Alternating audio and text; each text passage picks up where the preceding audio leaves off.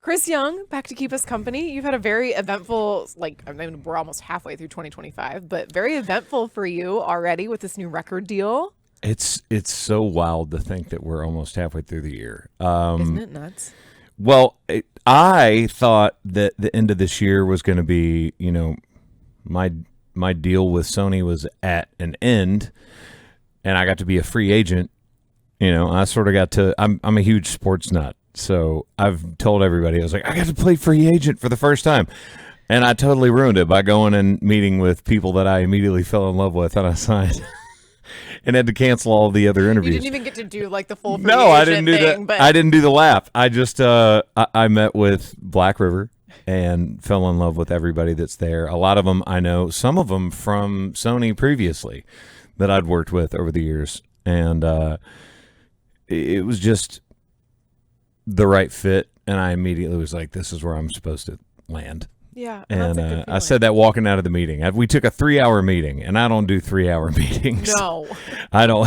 I just saw your eyes roll in the back of your head. You're like, no. 3-hour meeting? Is there alcohol being served? Oh, no, there was not. There was a lot of songs played and a lot of business discussed, but it was very, very cool. And honestly, they care. Mm-hmm. And everybody that I've worked with over the years has cared.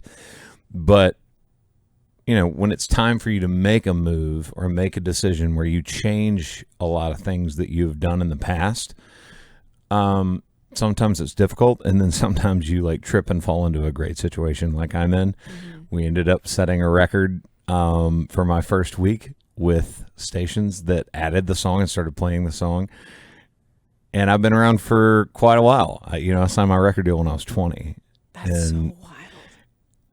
If you are on a label that long and then you can have a bunch of number ones and then break a record on week one, how many people are playing your new song, it's a really good sign. And that's a testament to Black River. I will absolutely put that on their shoulders. And Bill Mackey, everybody over there is just absolutely incredible. They're a phenomenal team. We love everybody over there. And it's funny, I was talking to Blake Shelton about this recently, who had a record label change. And he just talked about how good it feels and how re-energized he feels about his music and his art, going into everything. Like he said, it kind of lit a new fire under him. Do you feel like that? I don't know if it's a new fire. I think it's the same fire. Maybe we just poured some gasoline on it. It's definitely exciting, and the new song "Till the Last One Dies" is just an absolutely beautiful love song. I don't want to be reaching. I don't want to be over ambitious, but 99% of the people that are getting married this year should use it as their first dance song at their wedding. I don't want to say 100% because you don't want to be greedy. Yeah. But I just love this love song. It's such a good song. I was really excited to see you cut it. So Jordan Walker is a good friend of mine, and his wife Annie, who inspired the song. So when they said you were cutting it, I was so excited. Talk about what you thought the first time you heard the song and why you fell in love with it. Honestly, I heard it and I got really mad because all three of the writers on it have written songs with me, including Jordan, who has another one on the record. You're welcome, Jordan. Butthole. He didn't even play me the song. I heard this song from someone else because I asked them, Rusty Gaston, who's over Sony Publishing, not Sony the record label. They're separate. But Rusty played me the song. I was just like, I think this is a hit. And I listened to it and I was like, y'all couldn't wait for me to write this title? Come on, man. But it is an absolutely beautiful song, great melody. And I fell in love with the love song and just was like, this is going to be the first single. And we were going back and forth at one point between this song and a big party fun song that is still going to be a single at some point, no doubt. But my manager, who's actually sitting in the room behind us right now, she walked in and she goes, you know how long it's been since you released just a straight up wedding love song? I was trying to think the same thing because you've had some real bangers the last few years. It's been a lot of tempo. And I started looking. I was like, no, it hasn't been that long. There's no way. Like, a lot of people go, you're playing half your set's love songs. And I started looking, and I was like, never mind, I'm wrong. It has been a long time. What was the last one? Maybe Who I Am With You. Yeah, management. Which, I mean, wow, that's crazy. It's a long time ago. So very exciting for me, and a fun departure from what I guess most people would expect you to put out, like a really big up-tempo rockin' song as like your first single, and especially when you change labels. And I really believe that part of what I love so much about being there is they trusted me to put out a love song that's a ballad first. Yeah, and it's great. It's such a good song. I'm so excited for you. You mentioned the album, and I saw that you posted about this on Instagram. Like, you're wrapping up the back half. Like, where are you? How close to done are you? It's almost done. Oh, wow. Yeah. We were in the studio actually Thursday and Friday. So, I mean, a couple days ago, and got a whole bunch of stuff tracked, ready to go. I'm singing vocals today. Actually, before I sat down with you, I was just booking the vocal sessions with my co-producer, Andy Sheridan, who's awesome. And, yeah, just really, really excited. I totally screwed the beginning of my year. We were talking about how it's almost the middle of the year, and it seems just unreal to say that. But what do you mean you screwed the beginning of the year? I was supposed to be off. I was like, I'm going to take like December and November and January and just like relax. I didn't do that. I never do that. I'm very ADD. And when this fell in my lap, they were like, well, we should get to work on this right away. So we've been basically in the studio, me and Andy, since the end of last year. Wow. Getting this stuff done so that we can put new music out for everybody. So go ahead. No, go ahead. I was gonna say, what can you say about this next collection of songs? Like, as far as like, is there a cohesive message? Is there where you are in your life right now? Is it a collection of everything? Well, I think something that another artist told me one time, I think is very encapsulating of like every single album that you will ever make. If you make one, if you get to make 100, I don't know who that is. Willie Nelson. Willie Nelson, yeah.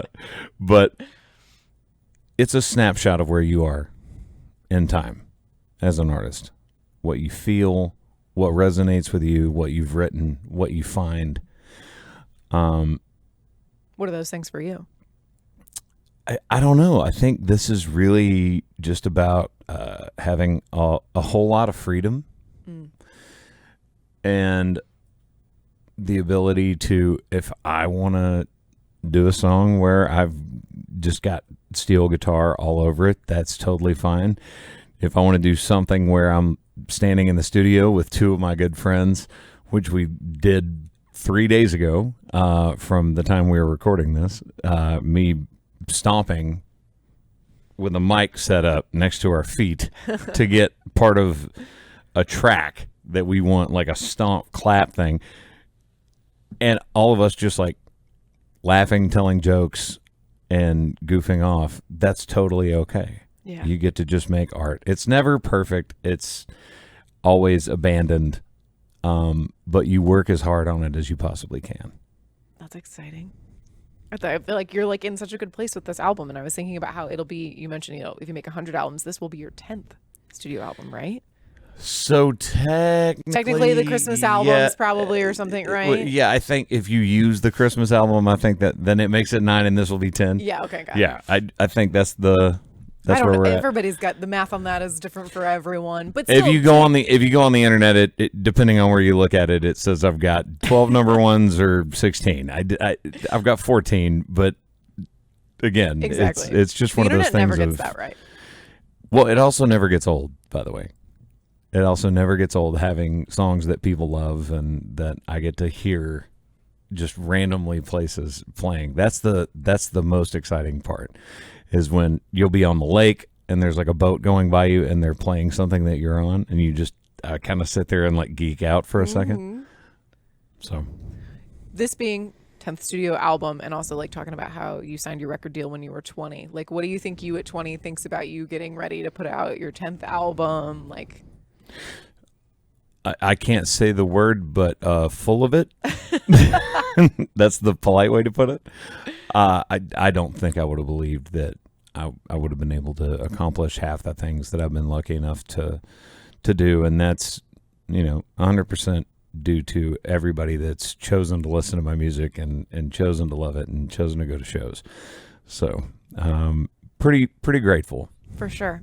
You mentioned 14 number ones, obviously like 2 decades in this industry. Like, you're still in the middle of like very successful career, and you talk about all the things you've accomplished. Like, what's the next thing for you that you're like milestone wise?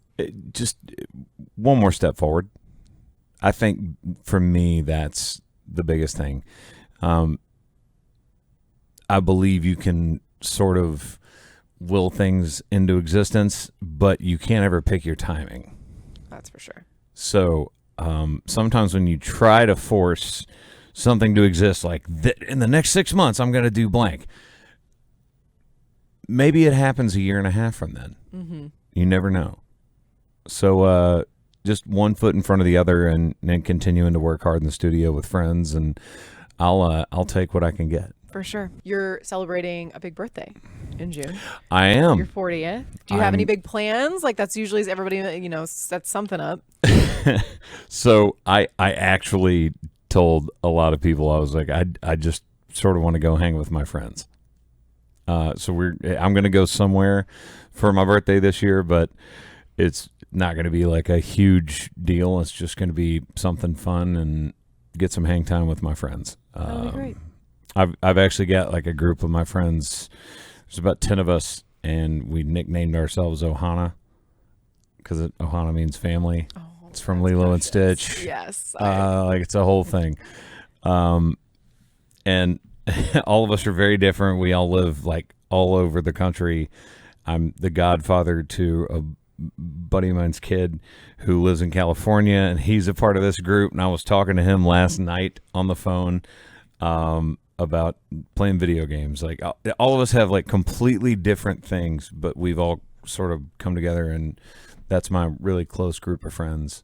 I think chosen family is just as important as the family that you're blood so related to. I'm probably going to take as many of them as I can and just go somewhere and do something fun. That's going to be awesome. Well, happy early birthday. Thank you. Tons of shows on the calendar this summer, fairs, festivals, amphitheaters, all the stuff. The week after my birthday. Exactly. Yeah, like you talk about you want some time off. You definitely don't have any this I don't summer. have any, no.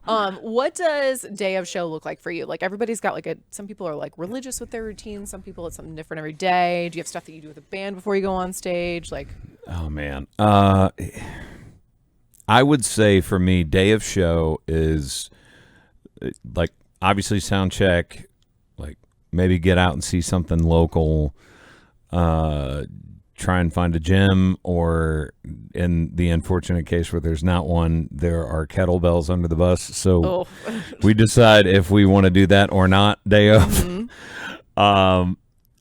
And then hopefully, barring anything like crazy happening, get out there and give the best show that we can. Not too long ago, when I say like anything crazy happening, I was on a festival with Thomas Rhett, and I got to my very last song, and he was closing the festival right after me. And me and him had to go like run back and jump on my bus because this huge windstorm came through and it was blowing stuff across the deck. And I was like, well, I almost got my whole show in. Right. And he had to wait until it was done. So I don't think he got done until like 1 a.m. You know what? Like a rain delay like that or a wind delay, something always kind of sucks. But some of my favorite memories are like a Garth Brooks concert at Yankee Stadium that didn't end until 3 a.m. because of the rain. Okay, well now you just hang on. Now you just unlocked like one of my worst memories, which was I was doing a show with Garth here in town, and I had talked with him. I was opening for obviously him, and I was like, I'd normally play like. As far as a cover, I play one of your songs. I play Pavlov Mama, and he goes, what if I just come out and sing it with you? And I was like, what? Yes. I was like, okay. And so I had played 3 songs or 4 songs, and I was getting ready to play that, and he was going to run out on stage and join me. And I just see behind the crowd on the video wall where it's like a very serious like security message, and it rained so hard that it like flooded the stadium, and they had to. We went backstage and we're trying to stay so that the show could still go on, and it didn't happen. I'm like, great, now I'm never going to get to do that Almost with at Garth. this moment. And he invited me back for the next, like the reschedule. Great. And so I got to do it with him. But yeah, that was just like the most deflating moment of all time. I'm sure. It's like, oh yeah, country music legend. I get to sing one of his songs with him in front of a stadium full of people, and then weather. Everyone's like, please exit immediately. Yeah. What about embarrassing things? Like, what's the most embarrassing or nerve-wracking thing that's happened on stage? I ripped my pants on stage one time. It seems like somebody should come out with a line of jeans for male country artists, because the number of you that have ripped your pants on stage, like, I don't think anybody's coming out without Luckily, it was the back of the pants. But I couldn't tell how bad it was. Yeah. And so I was like, well, I'm not going to turn around. Yeah. I was like, I don't even know what color underwear I have on right now. Like, yeah. And so I sort of like walked sideways over to my bass player who was on stage right, and I was like, hey, I think I split my pants. And we're like smiling, talking to each other like we're having a good time, just trying to fake my way through it. And he looks down and just starts laughing hysterically. So I'm like, okay, it's bad. I don't know how bad, but just judging by his reaction, I think it's very bad. So I never turned around for the entire show. Stop. I walked back, and I mean, this is a long time ago, but it was like a really big festival for me at the time. Like, I'd never played one of these, and so I was really excited to be there and wanted it to be a good show. And I'm like, now I look awkward because every time I go to put my guitar down, I didn't have a guitar tech, so I had them on stands behind me. I just backed up, and the crowd's probably looking at me like, what is wrong with this guy? I'm sure no one noticed, but definitely, like, we'll take your head like out of the moment for sure. Into the show, I told them that I'd ripped my pants, and then I got back to the bus. I took the pants off. So mad at my bass player at the time because it was a rip maybe like the size of the Apple logo on the back of it. So it wasn't even that bad. Yeah, I was like, dude, you were acting like I like could have dropped it low and maybe nobody would have noticed. I could have, yeah. But that was next time, like, tell me when to stop. Like, how? that was embarrassing. I have to say, knock on wood, which. I don't even know where's it. Yeah, that the floor is fake wood, but yeah, that's fake wood. We're gonna pretend. Knock on wood. Yep. I haven't fallen off stage. I haven't pulled a Luke Bryan yet. Oh, I think he holds the record for numbers of times that number of times goes to Luke. Most epic goes to Ernest. Have you seen that fall at Fenway? Oh my God. First of all, I was terrified for Ern. I was like, is he all right? If you want to go back in the file a little bit, a really fantastic just trip and fall was Paisley. Oh, where did he have a go? He was running across his set, and he was going from one side of the stage to the other, and he just, if you trip and then you realize you're going to fall, but you're trying not to fall, and so it looks like someone's falling in slow motion forever. Mm-hmm. He did that, fell down. And just absolutely, like, he stood up. He was like, I'm okay. But he goes, yeah, I bruised myself pretty good. Oh, God, that's awful. Did you see Thomas Rhett fell and, like, sprained his ankle real bad? Mm-hmm. Oh, God. Yeah, that's the thing. Is, like, the worst thing that could happen is that you fall and get hurt. I'm like, I don't know about you, but if I fall down, I'm probably not getting back up. If you ever come see me at a show, if I'm walking down, like, the thrust, like the end of the stage towards, like, a festival crowd or anything, if you notice that I'm like trying to lean over and like grab things and sign them for fans, and then I stop, it's because I think I might fall because it's a little too far. Mm-hmm. So it's like, is a cowboy hat worth me just taking just eating it. A dive off of the side of the stage? But Too funny. Well, I'm glad that hasn't Fingers happened crossed. to you yet. Stay on 2 feet. Keep your pants together. Chris Young. Thank you so much for coming to see us. I love this new song. So excited for more new music. I love that we end the interview with "Stay on 2 feet, don't split your pants." Yep. Beautiful love song. Exactly. Thanks so much for coming to see us. Thank you.